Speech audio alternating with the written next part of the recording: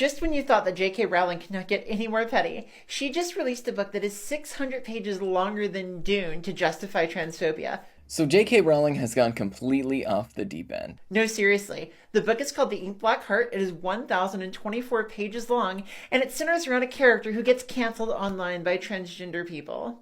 It gets worse than that, though. She wrote the book under the pseudonym Robert Galbraith. Robert Galbraith is a famous psychologist who is famous for practicing conversion therapy and for his racism. It's an interesting choice, to say the least. I find it particularly funny that J.K. Rowling writes this book about a transphobe getting canceled off the internet after a couple of trans people stand in protest outside of her castle gates. Meanwhile, actual transgender people are being doxxed, harassed, threatened, and chased all the way around the world by TERF-supported sites like Kiwi Farms. Just look up Keffels right now. On a literary level, supposedly the book is almost unreadable and composed in large sections entirely of tweets. It's really sad how far she has fallen.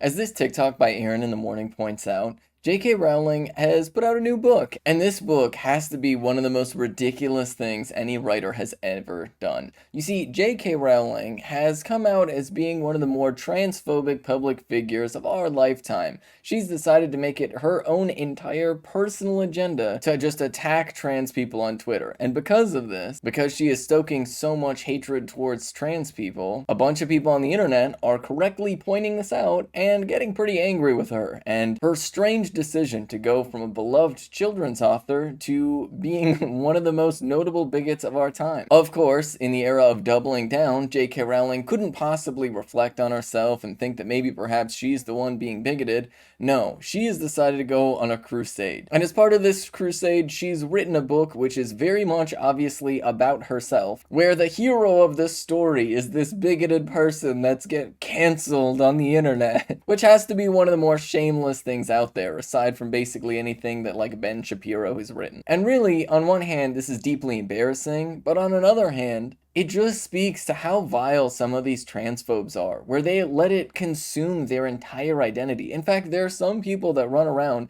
calling themselves transvestigators that are suspicious that everybody around them is secretly trans and that they're the only cisgender person out there. And it's just really sad how people allow this hatred to consume their entire identity. And the people who do this, they claim to be feminists. They claim to really be supporting the rights of women, despite the fact that they align themselves with the likes of Ben Shapiro and Matt Walsh, who are very much anti-feminist, who very much want to take rights away from women, but they say that their goal is to protect women's spaces from these evil transgender people who are trying to use the bathroom. But in actuality, what they are trying to defend is their own relative privilege. You see, really, the center of this TERF movement protects patriarchy and white supremacy. It just tends to be folks who are relatively privileged, who want to protect their privilege within the existing sexist systems that we have. Which is why, even though they will say that they are feminists and they're fighting for the rights of women, they will also uphold incredibly eugenicist beliefs